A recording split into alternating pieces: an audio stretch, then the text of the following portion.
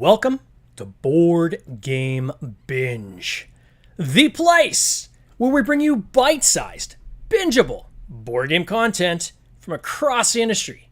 I'm your host, James Staley, and in this episode, we're chatting with Jesse Conger, owner of GoodDays Games, the publisher behind Escape Deathrace 2182 Micro. Upcoming on Kickstarter, Jesse will be launching the full-size board game version of Escape Deathrace alongside a comic book. Jesse, welcome to the binge. How you doing? James, I'm great. Thank you so much for having me. It's awesome to be here with you. Oh, it's awesome to have you on the podcast. We don't really know each other. We just chatted very quickly for about 30 seconds. We had a cancellation this week, and you were gracious enough to jump in, so thank you so much. Man, I love micro games, minting games, things like that. I've had some of my own, and we're going to get into those in a second. But what I want to start off with is kind of backing up a little bit here and going back to where did you get into this hobby? How did this all start for you? Man, it's one of my favorite questions to answer because it was just really organic for me. It came from my love of video games of all places. And there was one game that I loved so much that I ultimately wanted to create a board game inspired off of it. Not exactly the same, actually a lot different, but it was a racing game. It was a free to play mod called IS-82 or Interstate 1982, based off of the original Battlefield 1942 PC game that came out in the early 2000s. So I was a big player and advocate for Battlefield 1942, and when that game came out, it was downloadable. It came out with the content where it was mod friendly. People were just creating mods left and right. There's a Star Wars mod. There's pirates. There's racing. Different World War One and all sorts of different desert combat. So one of the ones I discovered was called IS-82 or Interstate 1982, and that was actually a tribute mod to an old Activision game called I-76 or Interstate 76, and they made a sequel called Interstate 82. So, but that was essentially they used the Battlefield 42 engine to make a game. It was really just in name. Was it as an honor or a head nod to it? Sure. But ultimately, the game ran on the engine of Battlefield, where you're getting in a race car and you're driving through obstacle courses. It wasn't all based off of like Twisted Metal, where it's vehicular combat. It was more so the cars are going through these cars can do insane obstacles, and they can go through stunts, loops in the road, jump over broken bridges and gaps in the road, and drive up vicious terrain. And the objective was to get as far as you can, try to beat the level, and before essentially giving up because it's so hard.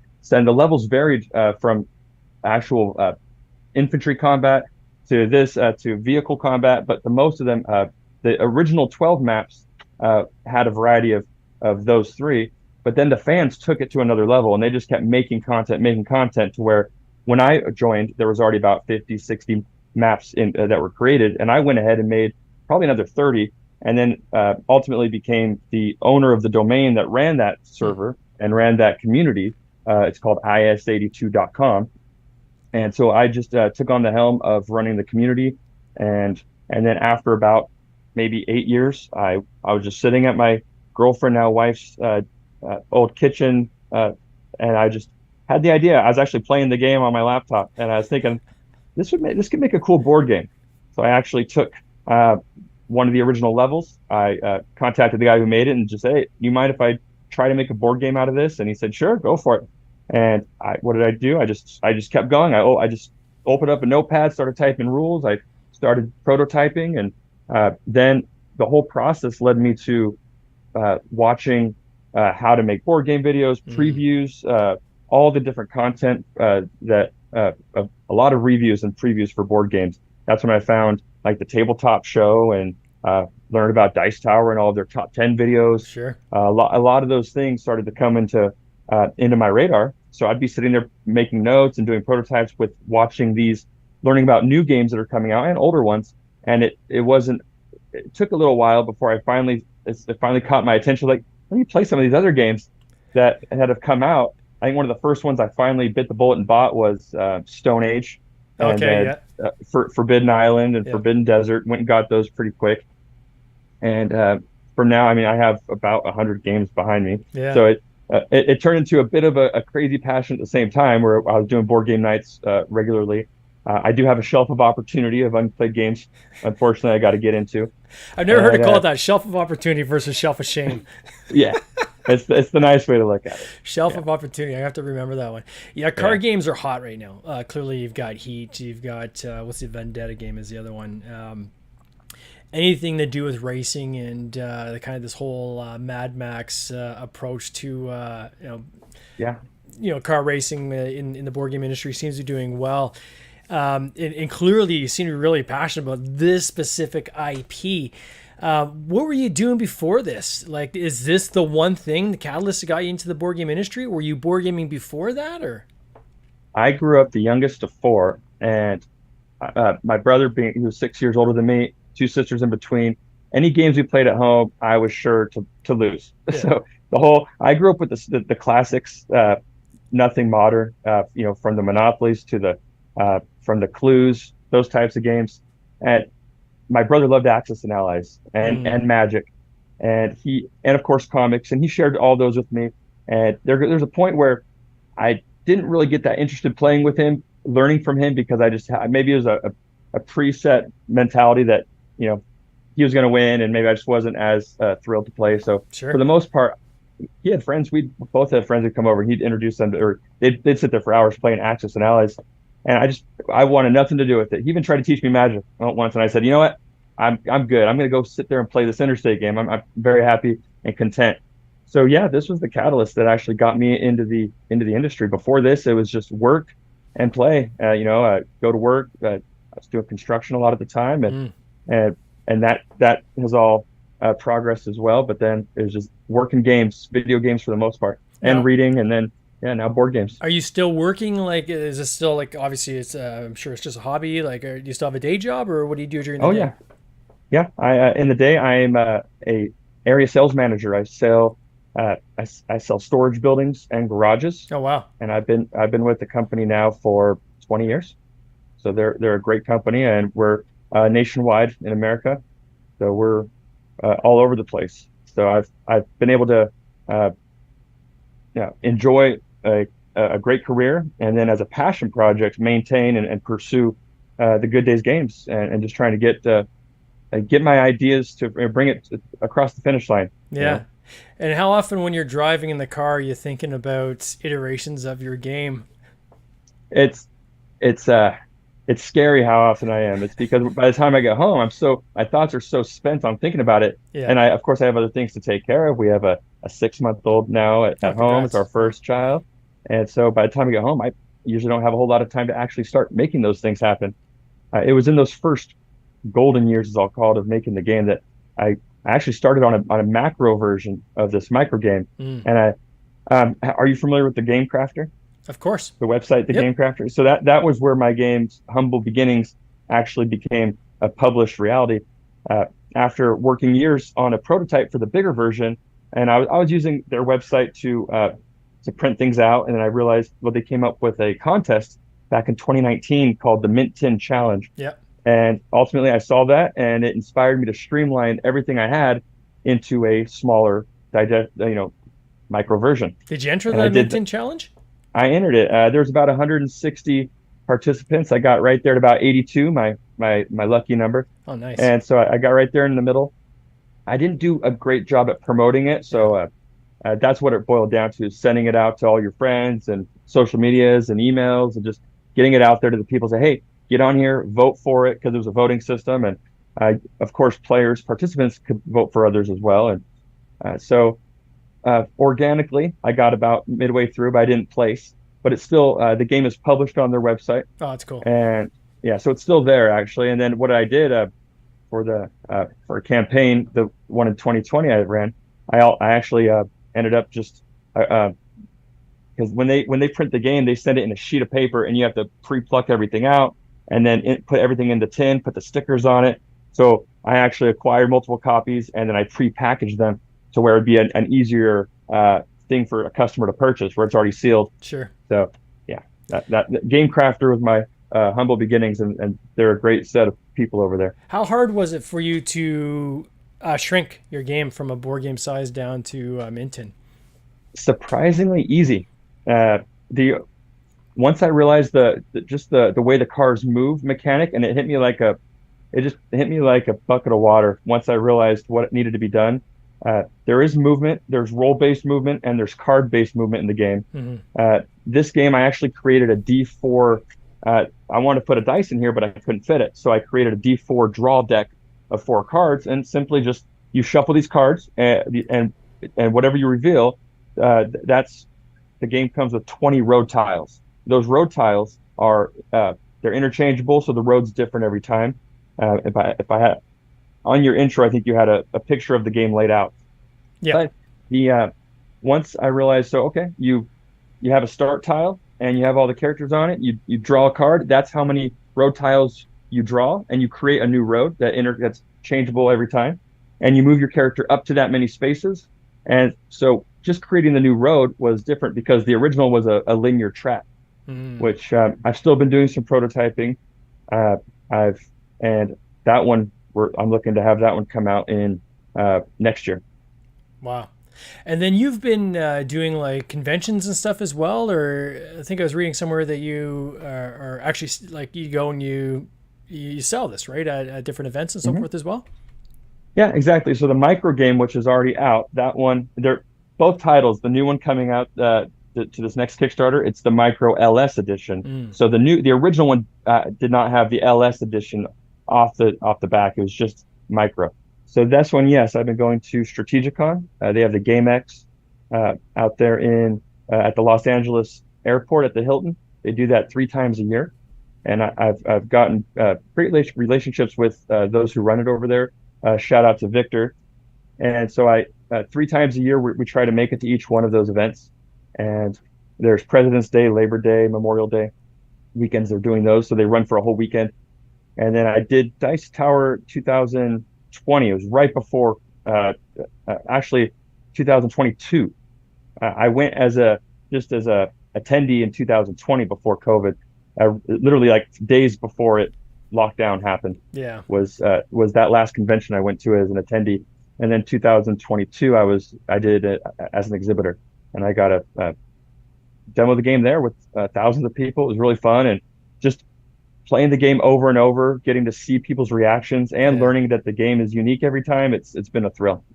Yeah, there's nothing like it. Anytime somebody I'm talking to about this industry, and they want me to describe it. I mean, no one's driving Lambos making board games, but the reward you have of seeing someone else actually enjoying something you've made, there is no feeling like it. It is just amazing. And the first time you see somebody pull out one of your games without you asking them, so somebody who owns your game, and all of a sudden you kind of catch out of the corner of your eye them pulling the game out and playing with some other people. Man, that feeling is just incredible. So, and I think that's what fuels the addiction, right? And gets people to kind of keep staying in this hobby and want to create even more and create more iterations and kind of get on to the next game. Someone at the Dice Tower West 22, he purchased a game, and maybe about an hour later, he came back and he actually had my game in one hand and a Sharpie in the other, and he said, "Hey, can you sign this for me?" And that's the closest I can relate to that. And I was elated. I just felt just so gracious that abundant that he did that, and it really it gave more reason as to what I'm doing. It's not just a selfish passion. There are people that enjoy the game and they're having a great experience, and they get to share those with others. I talk to my colleagues and they all say the same thing, that it still kind of feels weird when someone asks you to sign a game. Yeah, I mean, because you have almost like this imposter syndrome, right? Like, who am I to sign this copy? Like, I'm just honored that you even bought it. What, you want me to sign it now too? Sure, I guess I'll sign it. It's kind of an odd feeling, but it's very humbling, but complimentary at the same time. Now, you've been working on this larger version of this game. Can you talk a little bit about what that's going to look like and how you plan to expand it out, and how you're going to go the opposite direction of now making it bigger? Yes, I have a lot of prototypes actually right behind my computer. I'll show. One thing I've added is a currency system. So the characters every round they're accumulating income for various reasons, for being the first to defeat a boss, for driving over a defeated boss, for killing another player. Just for dying, you get money. So there's a lot of ways you Yeah. get money in the game because there's a lot of special abilities. Here's a prototype sheet. It's called a Disco Dollar investment log. I use little battleship little tacks that you put in your ship. And essentially, you can pick different categories of things to invest in. You can increase in your base health, the amount of weapons you can carry, the amount of weapons you can use, the amount of power cards you can carry, the amount of power cards you can use. If you land on like an event, you can trigger an event at the end of every turn instead of having to just land on an event. Different things like that. You can invest in your own special ability, making it better. Maybe if you were already stronger, you become even stronger. If you're even faster, you become faster. If you deal more damage to someone, now you deal even more. And also you can invest in other people's special abilities to some degree. So it gives you a lot more decision making during the game. And instead of it being a linear board, which I was working on for so long, I've converted it into more of a modular board system. So you take one location, your start, and then you have maybe play your final board. You have all these different boards, locations that you're moving to. And you can choose how long you want the game to be. If you're playing with, if you want a half-hour game, you might only want to do 2 boards. If you want to play a 3-hour game, because it can go that long, you play with all 6 boards. And then, are they reversible as well? Can you like flip them over and reorient them as well? Yeah. They're not yet, but they are. You can. So no, they are not at this time. Hasn't been considered, but it definitely will be.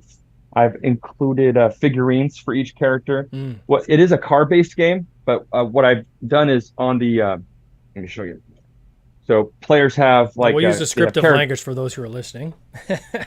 So go What's ahead. That? So we'll use descriptive language for those who are listening, not watching. Yes, Yeah. exactly. I have it. So characters have a character card, and your health track is on the top. But this character, Shooter, for example. Shooter McGavin, not from Happy Gilmore, but just coincidentally. So I have this character, not a race card, but the actual figurine guy himself, and he has a slot behind it to where the card can rest in it. There's also little miniature figurine race cars that are on the board represent your character. Unlike the current micro game where there are little cubes to represent your car, the LS edition that's coming to Kickstarter this year, and of course the macro version are going to feature the actual pre-painted miniatures. So you're gonna have minis, and they're gonna be pre-painted. The miniatures might not be. I'll make it a pledge for the macro game, and it just depends on how that goes. But the cars, the vehicles will definitely be pre-painted. They're pretty simple. Yeah. Yeah. And did you find do people like to paint these themselves, or is there actual car? So you have cubes in the micro edition. So there's no cars. So the cubes represent your car, I guess, in the original Mint Tin version. Correct. And there's 6 playable characters. It's a 1 to 4 player game. You can play solo, but instead of a cube, like here's a little race car, and it's got flames coming out the back. It's got a little Gatling gun on top of it. This is the purple character. So I have one for each of the colors that represent in the game. Nice. But as far as pre-painted, I have been selling just a case of these cars unpainted, and people have painted them themselves. Yeah. So I think most people would prefer to have them already painted, but the enthusiasts would love to just get their hands on some raw ones and go at it. You'd be surprised. We put minis in our most recent game, and we announced, hey, we're going to ink wash these, right? For those people who don't want to paint them. And the number of people that came back saying, oh, I want to paint it myself. This is going to make painting more difficult. It was a lot. There is a huge industry, or I guess subsection of this hobby of people just like to paint minis, right? And really geek out over that. And, obviously there's treatments and so forth. So even if they are pre-painted, they can do a pre-treatment, and then they can change the colors to what they want. But I guess that's part of the fun of it too, right? Is that customization and people feeling like it's kind of their car, right? And they can put their own numbers and stuff on it. Yeah, no, I do like that. And the cars will need to be a little bit bigger for that to get more paintbrushes in there, because the current ones are super small. They're a ½ inch by maybe an inch and a quarter. So they're super small. But that it is an idea, and I like the idea of just giving options. So if possible, just say, hey, you can go paint them yourself, or let us just give them pre-painted. Yeah. Now, we were saying just before we went on air too that you're a one-man show, as many of us are in this industry. How have you approached, your initial campaign that you did on the micro version, and then what were some of the learnings you're carrying forward now to this next campaign when you launch your next campaign for your game? The first one comes to mind is who, not how. I think I spent a lot of time thinking about how am I going to get this done, and I got into a bit of a brain fog, just in that mentality, versus who can I find to help me get these done. So I reach out to freelancers a lot, and I'm always vetting them to some degree or another, and I'm always grateful for just what they do for the industry. I can't imagine I'm the only one who's ever reached out to a freelancer for graphics design, or even those 3D miniatures I sent you. I had to have it designed, and then I paid someone to make the character, initially just a 2D character, and then someone else to convert that to a 3D, and then someone else to make it 3D printable, and then someone to 3D print it. And then I even had some pre-painted ones that I, just for my own personal collection, I sent those away for someone to hand paint and then send back. So things like that is finding people that you can trust, that they're reliable, that they do good work, and that they understand what your vision is, but they're not afraid to say, well, have you try this, or I like what you're doing, but here's a couple extra things you should consider. Even when on our pre-conversation, you're giving me some good insight on Kickstarters, and I'm very grateful for all of that. It's leaps and bounds. It is a testament to the industry, to me, that people want to help each other. They want to see each other succeed. That's the first one. Is it's not about doing it all by yourself, even though often you feel like you're by yourself, but you need to be creative with how you get assistance, and just that's the biggest thing. Don't give up, and keep pushing on it. If it means something to you, follow it through. And if you followed it through and there's still more that you felt like you could have done, then try, find the path that's going to get you to doing it. Yeah, certainly. The approach I took over the past 5 years is just ask as many people for advice as I could, and try to learn from other people's mistakes, and try not to repeat them. Although sometimes you have to do the mistakes yourself, right? To learn them firsthand, and to sometimes believe the advice. You almost have to live it, right? But it's that saying, right, that rising tides, raise all boats. And I certainly see this industry that way, where there's so many people wanting to pay it forward and wanting to see other people be successful. And I know Chandler Copenhaver at Backer Kit calls it co-opetition, right? So everyone's technically competitors because they're in the same industry, but everybody's trying to help everyone else succeed because they want to see this hobby thrive, right? And they want to, and there's so many different iterations of games that, what you're creating is probably not going to cross over with what I'm creating, right? Yeah, maybe it's complementary to, but there's so many permutations and iterations of games that, it's okay to help other people out. It's not going to hurt you. If anything, it's going to help you network and meet other friends in the industry that can maybe help you in another way. And certainly I think that most of us try to approach the industry in that way. Yeah. And the longer that you're involved in the industry, the more opportunities come up, the more people you get to network with and conversate with. And that is inspiring in itself. Yeah. A funny thing happened, getting close on time, but the last convention I was at, it was one of the Game X conventions, and I was demoing my game over and over, and I had one of my best friends who wasn't there. I wanted to buy him a board game since there's all these other vendors there, and I even had my neighbor across the street watching our dogs at home, so she was house sitting for us. Yeah, and so a lot of things going on. I knew she'd come over and play at our board game nights, and so I went over to one of the board game dealers a couple aisles down, or booths over, and I was like, let me buy a copy of Space Base.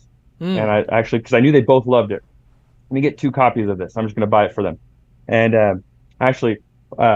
and so when I did, the guy who's running the booth, he's like, so how does it feel to know that the maker of Space Base demoed your game last night? I was like, what? He's like, that was John Clare.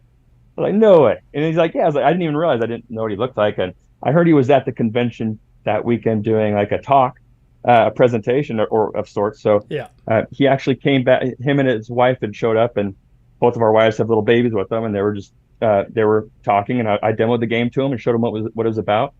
And he actually came back with his older son the next day, that same day. It was funny. I was texting my wife. I was like, "Did you know who that was?" And then sure enough, he came back, and I have to admit, I was fanboying a little bit. I was like, "How cool!" And but upon reflection, it's like full circle. It's so cool to meet someone like this organically. Yeah. That and it only happens from just keeping your foot on the pedal.